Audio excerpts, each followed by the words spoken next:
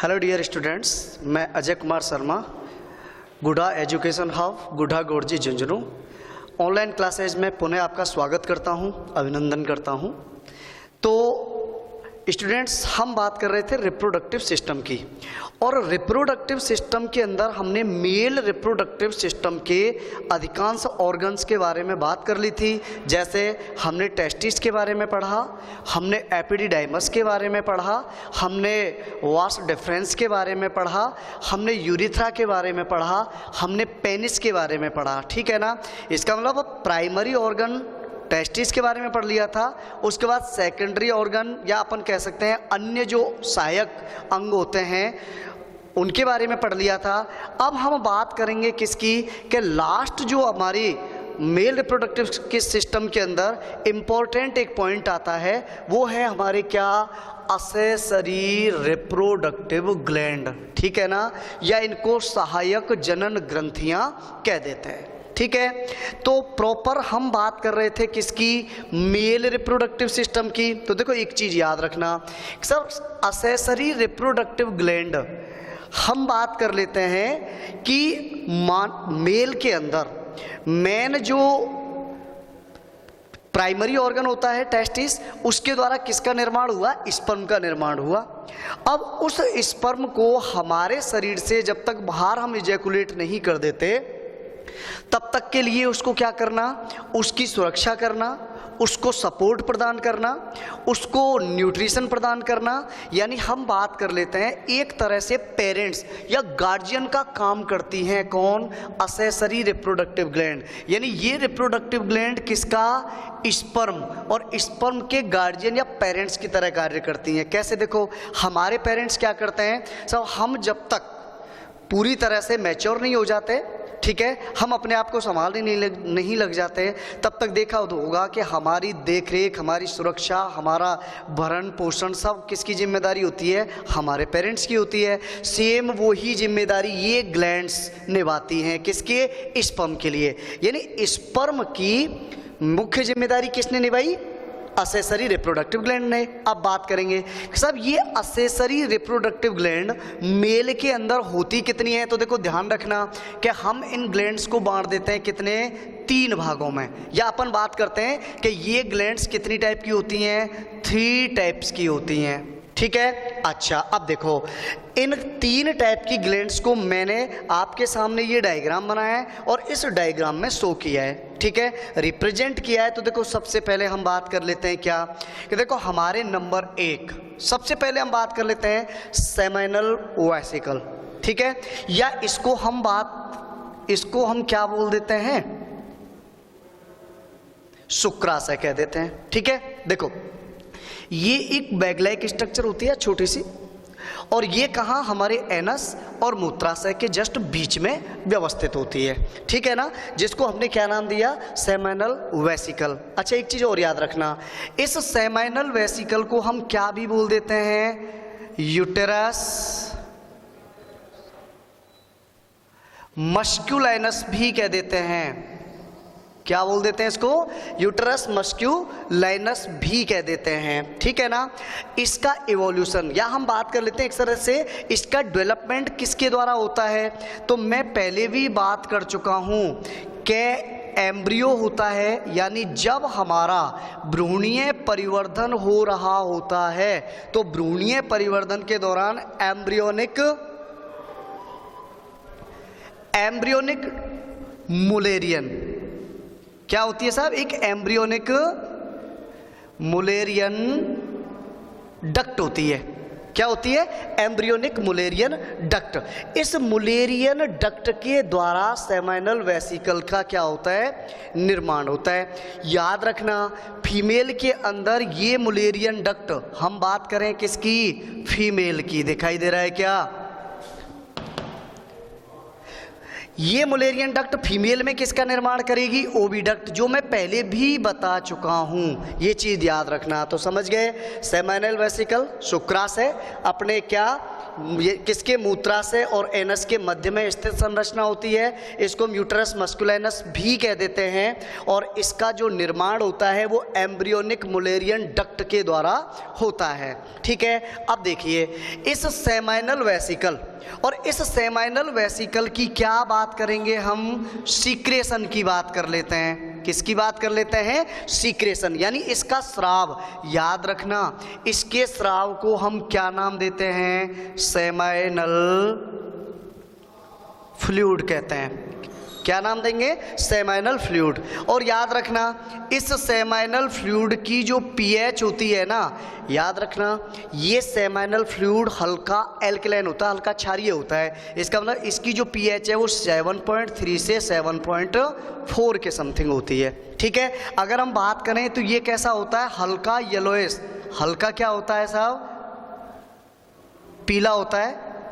ठीक है, हल्के यानी सेमाइनल वेसिकल द्वारा हल्का एल्कलाइन, हल्का क्या, पीले रंग का एक द्रव स्रावित होता है, जिसको हमने क्या नाम दिया, सेमाइनल फ्लूइड नाम दिया। ठीक है, दूसरी बात, ये जो द्रव होता है ये हमारे सीमन का लगभग कितना, 60 से 70% भाग बनाता है। याद रखना। अब देखो इसमें लगभग मेन क्वेश्चन, पहली बात तो यूट्रस मस्कुलिनस किसको बोलते हैं, सेमाइनल वेसिकल को। दूसरा क्वेश्चन कि इसका निर्माण किसके द्वारा होता है, मुलेरियन डक्ट द्वारा।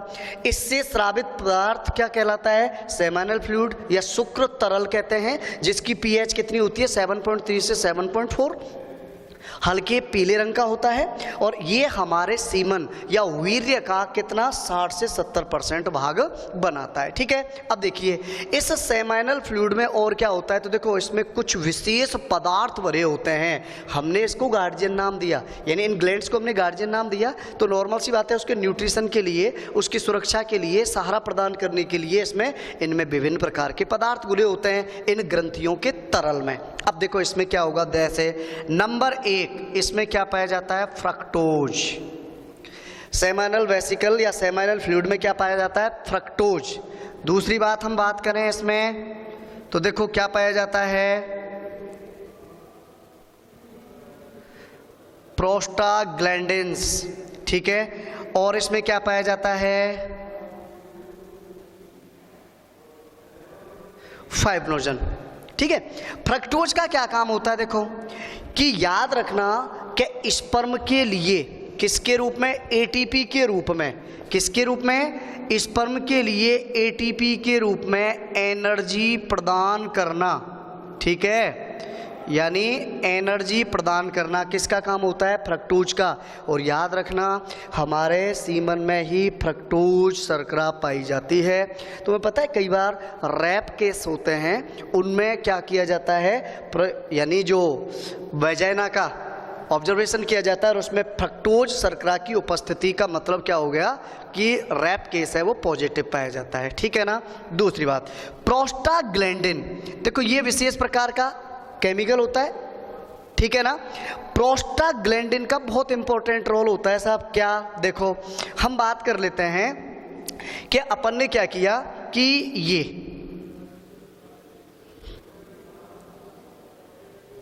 ये मान लो वैजाइना है और यहां हमने क्या किया, स्पर्म त्यागे, इजैकुलेट किए यहाँ शुक्राणु। ठीक है ना, अब इन शुक्राणुओं को यहाँ से मूव करना है और मूव करके वो क्या होंगे सब, फैलोपियन ट्यूब तक पहुँचने होते हैं। ठीक है ना, तो याद रखना ये प्रोस्टाग्लैंडिन्स क्या करता है कि इस वैजाइना या हम कह सकते हैं कि मादा के जननांग की जो या सर्विक्स वगैरह होती हैं उनकी जो मसल्स होती हैं उन मसल्स में कॉन्ट्रैक्शन पैदा करता है, संकुचन पैदा करता है।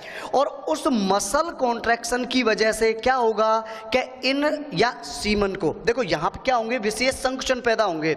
और विशेष संकुचन पैदा होंगे तो सीमन को अंदर की तरफ सक किया जाता है। सक का मतलब चूसा जाता है, या हम कह सकते हैं एक तरह से एब्जॉर्ब, यानी इस सीमन को आगे क्या किया जाएगा, एक तरह से खींचा जाएगा।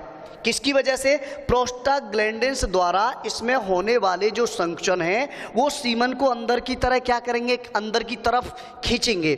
जब अंदर की तरफ खींचेंगे तो ऑटोमेटिकली क्या होगा कि जो हमारे स्पर्म होते हैं उनकी गतिशीलता बढ़ जाती है और वो जल्दी से जल्दी कहाँ? अपने गंतव्य स्थान या फर्टिलाइजेशन पैलेस तक पहुंचने में उनको क्या मिलती है? सहायता मिलती है। तो समझ गए, प्रोस्टाग्लैंडिन है वो मादा जननांगों के विशेष संकुचन पैदा करके शुक्र यानी सीमन को आगे एब्जॉर्ब या अवशोषित करने में सहायता प्राप्त होती है। किसकी वजह से? प्रोस्टाग्लैंडिन।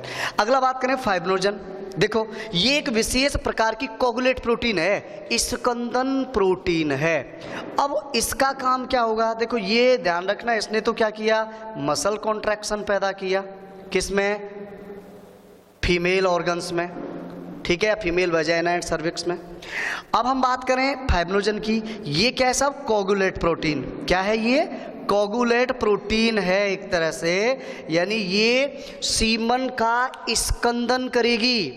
वीर्य क्या क्या करेगी? स्कंदन। देखो क्यों, अब मैं बता देता हूं इसका क्या फायदा हुआ कि वीर्य है वो गाढ़ा या स्कंदित हो जाता है।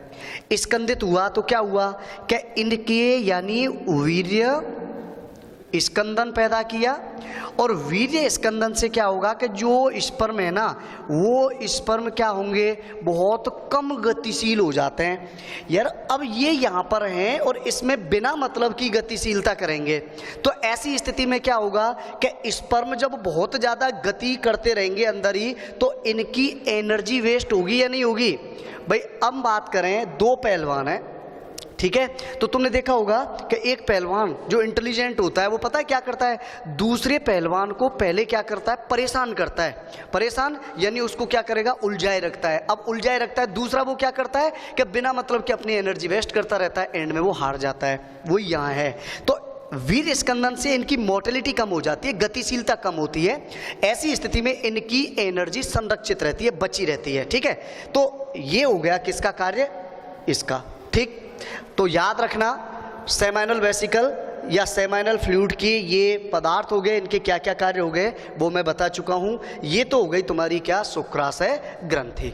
अब सेकंड आ जाओ, सेकंड ग्लैंड्स की बात करते हैं। देखो एक चीज और याद रखना, सेमाइनल वेसिकल ये रही, मैंने एक तरह से इंटरनल काट करके डायग्राम रिप्रेजेंट किया है। तो सेमाइनल वेसिकल से एक डक्ट निकलती है, इधर शुक्रवाहिनी है, ये इस शुक्रवाहिनी से एक डक्ट निकलती है, ये आपस में मिलती हैं और मिलकर तुम्हें ये संरचना दिखाई दे रही है, ये डक्ट। इस डक्ट को हम पता है क्या बोल देते हैं? इजैकुलेटरी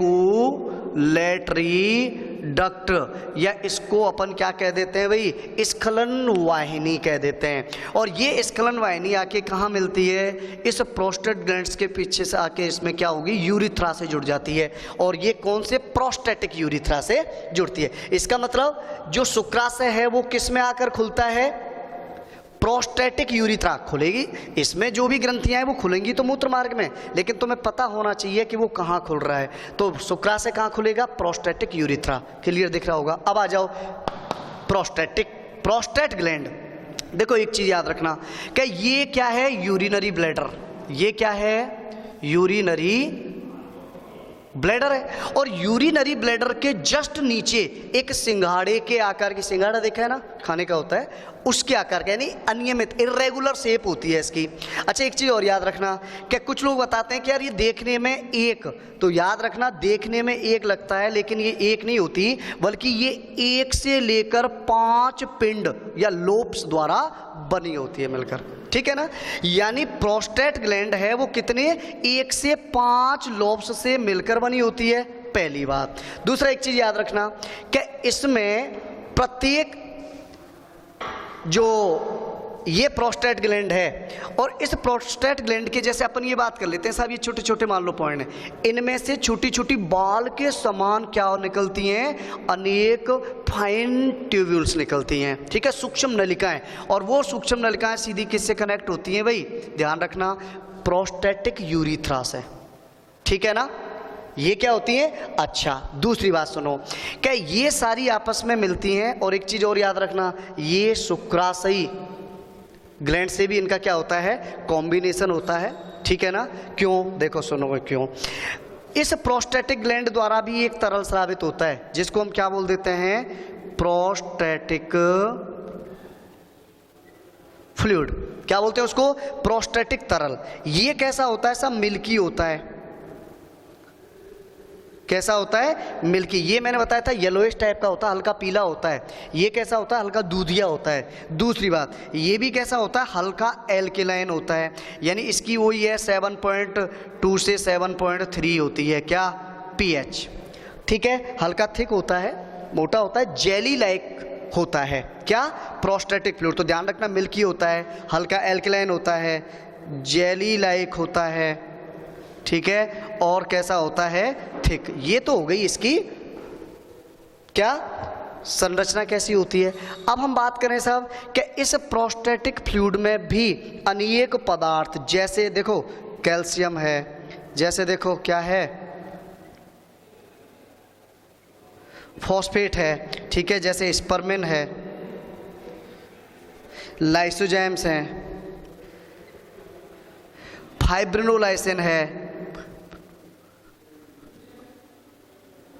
आदि पदार्थ पाए जाते हैं। इनका देखो मैंने बताया था सब कैल्शियम है इंपॉर्टेंट रोल प्ले करता है, मैच्योरेशन में भी इसकी मुख्य भूमिका होती है, स्पर्म के मैच्योरेशन में भी इसकी क्या होती है, मुख्य भूमिका होती है। फॉस्फेट्स वगैरह हैं आदि, ये क्या करते हैं, एक तरह से न्यूट्रिशन में सहायता करते हैं, ठीक है। इसी प्रकार सेमिनोजेलिन प्रोटीन है, क्या है साहब, सेमिनोजेलिन प्रोटीन्स पाई जाती हैं इसमें, ठीक है। अब सुनिए, स्पर्मेन लाइसोजाइम, ये जो स्पर्मेन लाइसोजाइम है ये क्या करते हैं साहब, कि स्पर्म को किसी भी बैक्टीरियल इन्फेक्शन से बचाने का काम करते हैं, ओके। दूसरी बात देखो, फाइब्रिनोलाइसिन मैंने बताया था क्या होता है, कि वैसे तो prostatic fluid and seminal fluid मिलते हैं। एक चीज और याद रखना कि प्रोस्टेटिक फ्लूइड है ये सीमन का लगभग कितना 30 से 40% पार्ट बनाता है। यानी सीमन का कितना पार्ट बनाता है, 30 से 40% पार्ट, ठीक है। मेनली प्रॉपर अगर अपन बात करें तो 30% पार्ट इसके द्वारा बना होता है, और 70% पार्ट किसके द्वारा बना होता है, सेमिनल फ्लूइड के द्वारा। अब देखो इसमें कैल्शियम फॉस्फेट है, सेमिनोजेलिन, ये न्यूट्रिशन प्रदान करते हैं। दूसरा स्पर्मेन है, लाइसोजाइम है, ये स्पर्म को किसी भी बैक्टीरियल इन्फेक्शन से बचाए रखते हैं। तीसरा देखो फाइब्रिनोलाइसिन, मैंने बताया कि prostatic fluid and seminal fluid मिलते हैं, मिलकर क्या करते हैं सब, वीर्य स्कंदन, और वीर्य स्कंदन के लिए कुछ विशेष प्रकार की कोगुलेट प्रोटीन्स होती हैं, ये भूमिका निभाती हैं। और इनके द्वारा क्या हो रहा था कि जो स्पर्म थे उनकी मोटिलिटी को, उनको बिना मतलब के उछल कूद नहीं करने दिया जाता। जब बिना मतलब के उछल कूद नहीं करेंगे, शांत पड़े रहेंगे, तो क्या होगा, उनकी एनर्जी कंजर्व रहेगी, संरक्षित रहेगी, ठीक है ना। क्योंकि उनको प्रॉपर, भाई उनको गतिशीलता कहाँ ज़्यादा प्रदर्शित करती है, जब इनको स्खलित करके मादा के ऑर्गन्स में भेजा जाएगा, वहाँ पर वो करो कितनी गति करेंगे, ठीक है ना। लेकिन यहाँ उनको चुप रखा जाता है कि भाई शांत रहो। फाइब्रिनोलाइसिन क्या करता है कि फाइब्रिनोलाइसिन है ना, ये क्या करेगा कि जो वीर्य स्कंदित था उसको वापस क्या करता है सब, तरल अवस्था में या फ्लूइड फॉर्म में कन्वर्ट करता है। यानी ये एक तरह से इसके स्कंदन को क्या कर देता है, खत्म करता है। ये चीज़ ध्यान रखना, ठीक है, कि फाइब्रिनोजन का जो प्रभाव था, वीर्य स्कंदित था, उस स्कंदित वीर्य को वापस तरल अवस्था में बदलने का कार्य किसके द्वारा, फाइब्रिनोलाइसिन द्वारा किया जाता है, ठीक है। ये चीज़ ध्यान रखना। तो ये हो गई अपनी क्या, दो ग्रंथियां। अब देखो लास्ट थर्ड नंबर, एक चीज और ध्यान रखना, प्रोस्टेट ग्लैंड मैंने बताया था छोटे छोटे 1 से 5 पिंड होते हैं, उनसे फाइन ट्यूब्स निकलती हैं बाल के समान पतली पतली, और वो क्या होती है सब, यूरिथ्रा। ये भी प्रोस्टेटिक यूरिथ्रा से जुड़ी होती हैं। काउपर या बल्बो यूरिथ्रल ग्लैंड, देखो एक जोड़ी होती है, ये भी 1 पेयर होती है, ठीक है ना। अच्छा, दूसरी बात क्या, इस यहाँ पे मैं दिखा दूं कि ये अपन इस तरह से देख रहे हैं तो इधर की साइड की दिखाई दे रही है, ये चीज़ याद रखना एक तरह से। तो अब इसको हम बल्बो यूरिथ्रल ग्लैंड भी बोलते हैं, ठीक है। ये कौन से भाग में पाई जाती है, मेम्ब्रेनस। देखो ये है क्या, मेम्ब्रेनस भाग है, ठीक है। इसका मतलब हम बात करें कि ये क्या होता है साहब, कि एक तरह से पेन, यानी जो मेम्ब्रेनस यूरिथ्रा होता है उस जगह पर ये स्थित होती है। तो कौन से भाग में, ये मेम्ब्रेनस पार्ट ऑफ यूरिथ्रा, यानी मूत्र मार्ग के कौन से झिल्लीय भाग में तो स्थित होती है, ठीक है। और इसके द्वारा निकली हुई जो देखो ये ट्यूबुल्स दिखाई दे रही है क्या, ये आगे किस में आके खुलती है, देखो ये काउपर या बल्बो यूरिथ्रल ग्लैंड है, ये आगे स्थित तो किस में है, यूरिथ्रा के मेम्ब्रेनस भाग पर एक जोड़ी होती है, ठीक है ना। कितनी होती है ये, 1 पेयर होती है। दूसरी बात सुनो, क्या ये खुलती कहाँ है, देखो इसकी नली किससे जुड़ी हुई है, ये, और ये क्या है साहब, ये है पेनाइल यूरिथ्रा, तो ये किस में आके खुलती है, पेनाइल यूरिथ्रा में आके खुलती है, ठीक है ना। और पेनाइल यूरिथ्रा में आकर, अब देखो एक चीज याद रखना, क्या इसके द्वारा एक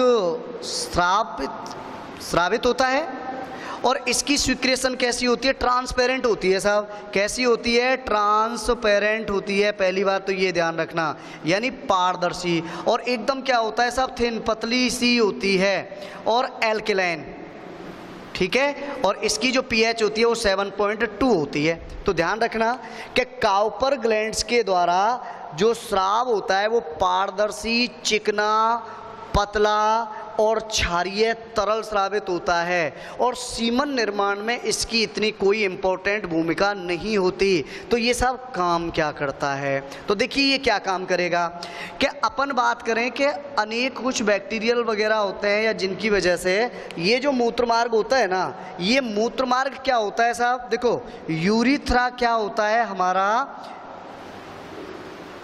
एसिडिक होता है। कैसा होता है, एसिडिक। तो ये अब तुम्हें पता है यहां से स्पर्म आएंगे, और स्पर्म किस में आएंगे साहब, ये मूत्र मार्ग में आएंगे यहां से। अब मूत्र मार्ग में आए, उसके बाद जो शिश्नीय मूत्र मार्ग होता है, तो यहां पर जब ये आएंगे ना, तो एक चीज याद रखना कि ये मूत्र मार्ग अधिक अम्लीय होता है, और अम्लीय माध्यम में स्पर्म है वो क्या है साहब, एक छोटी सी सेल है। अब वो उस एसिडिक माध्यम में डैमेज भी हो सकती है, तो इस काउपर ग्लैंड की जो सीक्रेशन है वो शिश्नीय मूत्र मार्ग की अम्लीयता को खत्म करता है, समाप्त करता है, इसको उदासीन बनाता है, जिससे कि उन पर, दूसरी बात ये इसको क्या करता है, चिकना भी बना देता है, जिससे कि उनके स्खलन में किसी भी प्रकार की कोई प्रॉब्लम क्रिएट ना हो। तो एक चीज़ ध्यान रखना, देखते हैं अपन कि जब कॉपुलेशन या मैथुन के लिए उत्तेजना जागृत होती है ना, तो सबसे पहले हमारा मूत्र मार्ग होता है ना, वो हल्का गीला हो जाता है, उसमें एक विशेष प्रकार का पारदर्शी तरल स्रावित होता है। रीजन, क्योंकि वो हमारे मूत्र मार्ग की अम्लीयता को समाप्त करता है। उसके द्वारा क्या होता है कि ये चिकना बना दिया जाता है, जिससे कि इजैकुलेशन में किसी भी प्रकार की कोई प्रॉब्लम क्रिएट ना हो। एक तो ये हो गया। दूसरा देखो एक चीज़ और याद रखना, ये क्या करता है, लुब्रिकेशन का काम और करता है। किसका काम करता है, स्नेहक का काम करता है। अब देखो क्वेश्चन भी पूछा गया है कि जो काउपर ग्लैंड है, काउपर ग्लैंड द्वारा स्रावित जो द्रव है वो कौन से स्थान में लुब्रिकेशन की भूमिका निभाता है, ठीक है। और इसमें अपन प्रॉपर कई बार कह देते हैं साहब शिश्न में या ये, तो ये ध्यान रखना। इसका सही आंसर है साहब वजाइना।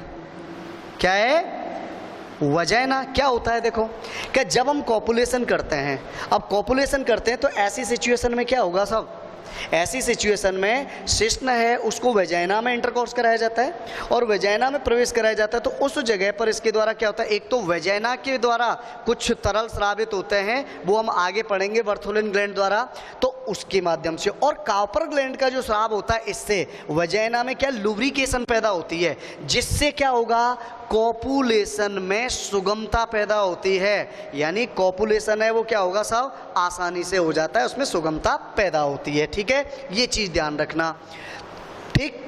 तो इस तरह से हमारे यानी मेल रिप्रोडक्टिव सिस्टम है, उसके अंदर कितनी, 3 ग्लैंड्स पाई जाती हैं, फर्स्ट, सेकंड एंड थर्ड। अब देखो एक चीज और बात कर लेते हैं अपन कि इन तीनों, हम बार बार नाम ले रहे थे सीमन सीमन सीमन, क्या होता है सीमन, ठीक है। तो देखो अपन बात कर लेते हैं, एक छोटा सा पॉइंट है, 2 मिनट में समझा दूंगा मैं तुम्हें। सीमन इक्वल टू क्या होता है साहब, असेसरी ग्लैंड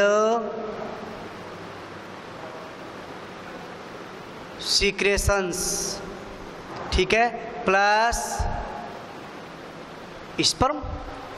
अब देखो एक्सेसरी ग्लैंड्स यानी शुक्राशय के द्वारा सेमिनल फ्लूइड प्लस प्रोस्टेट ग्रंथि के द्वारा स्रावित प्रोस्टैटिक फ्लूइड प्लस उसमें क्या होंगे शुक्राणु, ये मिलकर किसका काम करते हैं सब? सीमन का निर्माण करते हैं। ठीक है। दूसरी बात, सीमन की वॉल्यूम आयतन की बात करें तो इसका जो आयतन होता है वो होता है 3 से 4। ठीक है। हम बात करें कि सीमन है ना, इसकी अंदर यानी इसकी काउंट की बात करें तो सीमन है उसमें स्पर्म होते हैं वो 20 से 120 मिलियन पर ml होते हैं। यानी 1 ml सीमन में कितने स्पर्म होंगे? 20 से 120 मिलियन होते हैं। ठीक है। याद रखना एनसीईआरटी में शायद 15 से 200 मिलियन दिया हुआ है, तो वो चीज़ अपन को याद रखनी है। ठीक है ना। तो इसका वॉल्यूम हो गया 3 से 4, 20 से 120 ml।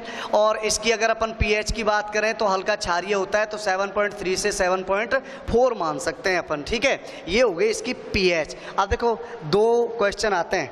ठीक है ना। अच्छा, इसमें कि भाई क्या होता है, एक होता है ओलिगोस्पर्मिया और एक होता है एजियोस्पर्मिया। अब हम बात करें ओलिगोस्पर्मिया क्या होता है,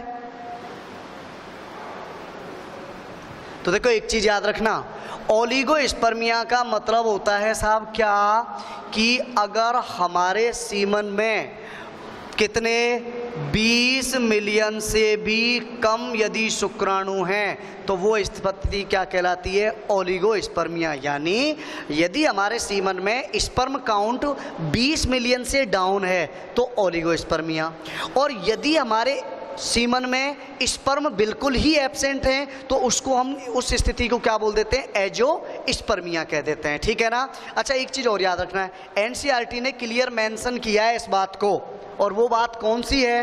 वो बात ये है कि हमारे यानी जब मेल होता है कॉपुलेशन करता है तो एक बार के कॉपुलेशन में वो लगभग कितने 200 से